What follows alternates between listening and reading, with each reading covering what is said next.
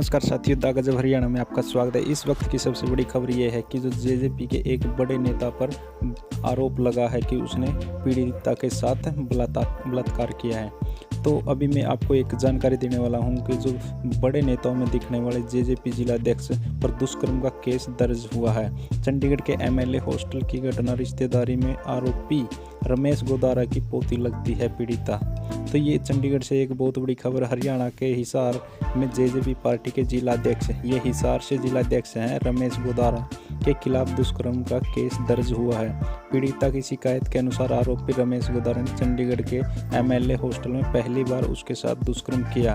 पीड़िता आरोपी रमेश गोदारा की पारिवारिक रिश्ते में पोती लगती है। हिसार महिला थाना पुलिस ने शिकायत पर दुष्कर्म व अन्य धाराओं में केस दर्ज कर जांच के लिए चंडीगढ़ पुलिस को भेज दिया है।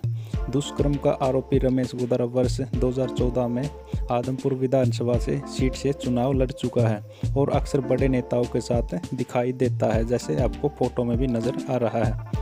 हिसार के नज़दीकी गांव की 33 साल की पीड़िता ने बताया कि शादी से पहले उसे अक्सर सिर में दर्द रहता था। 2017 में वह सिर दर्द की दवाई लेने कुरुक्षेत्र के गुरुकुल गई। जब वह गुरुकुल पहुंची तो उसके पास रिश्तेदारी में दादा लगने वाले रमेश गोदारा का फोन आया। रमेश गोदारा ने उसे कहा कि चंडीगढ़ के पास कालका में अच्छा डॉक्टर है, इसलिए उसे दिखा लो। तो पीड़िता के अनुसार इसके बाद रमेश गोदारा उसे लेने के लिए कुरुक्षेत्र पहुंच गया और अपनी कार में कालका ले गया। वहां रात हो जाने की वजह से रमेश गोदारा ने कहा कि आज रात चंडीगढ़ में ही रुक जाते हैं।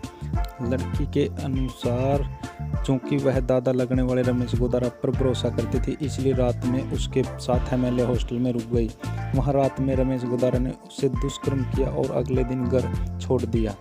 इस घटना के बाद आरोपी ने कई बार उसे दुष्कर्म किया। उसकी शादी हो जाने के बाद भी रमेश गोदारा ने पीछा नहीं छोड़ा और कई बार खुद को पारिवारिक सदस्य बताकर उसके साथ ससुराल पहुंच गया। रमेश गोदारा की हरकतों के कारण उसकी शादीशुदा जिंदगी खराब हो गई। पुलिस ने लड़की के बयान के आधार पर केस दर्ज कर जांच के लिए मामला चंडीगढ़ पुलिस को भेज दिया है। आदमपुर पुलिस ने समझौते की सलाह दी है।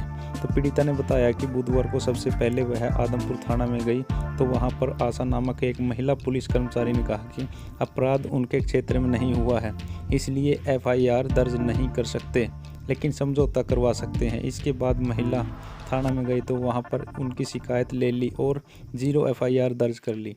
बृहस्पतिवार को डीआईजी बलवान सिंह राणा ने मुलाकात करने गई तो उनसे मुलाकात नहीं करवाई, लेकिन शिकायत शाखा के मांगेराम को उन्होंने अपनी शिकायत दे दी। पीड़िता ने कहा कि रमेश गोदारा ने उनको कई बार जान से मारने की धमकी भी दी है। तो ये जेजेपी के बड़े नेता थे जो उनके खिलाफ केस दर्ज हुआ है, ये दुष्कर्म का केस दर्ज हुआ है। तो साथियों, आपका क्या कुछ मानना है, अपनी सभ्य कमेंट के जरिए अपने सोच विचार नीचे कमेंट बॉक्स में दे दें। तब तक के लिए जय हिंद, वंदे मातरम।